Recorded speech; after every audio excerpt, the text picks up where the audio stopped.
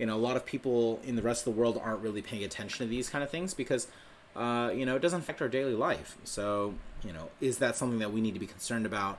How do we, like, why should I give two shits, quite honestly, right? It's China versus India. This has nothing to do with me and my home here in America. It has nothing to do with me in Europe even, right? Like, directly at least. And so you don't see how these things kind of play out, but it's part of a broader picture that the Chinese strategy is built around, where they are playing a long game of how do we influence global politics, right? And the influence of global politics is significant because you'll see that manifest in small ways. So in the States, like the NBA decided that they were going to criticize the Houston Rockets head coach for something that he said. And he had made a comment that was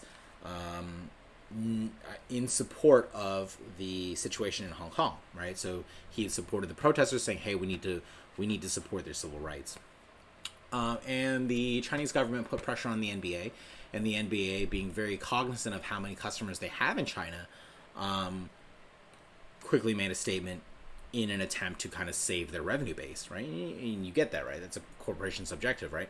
However, right, if you're an individual who cares about human rights and you care about civil liberties, at the end of the day, you're like, oh shoot, man, like, what the heck, right? Like, I thought we were all about protecting people, making sure they have their ability to protest, express their discontent with a political system, and not be quickly arrested and thrown in the slammer and then just disappear, because like that's happening, that's real. So for these people, it's kind of like, oh shoot, right? Now you realize the Chinese government has influence on something that is almost distinctly American, right? The NBA, right? I mean, the only other thing that's like as American is like Major League Baseball and the National Football League, right?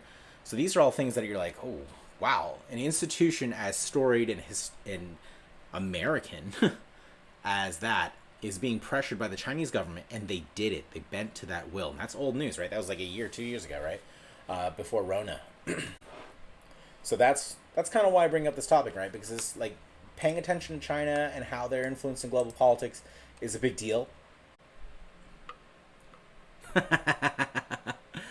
Hey, you know what? Let's see what happens, right? I don't mind if there are there's a lot of haters, right? Because if you don't put yourself out there, you don't have a discussion, right? So let's just see how it goes, man. Like, doesn't bother me too much if it goes poorly.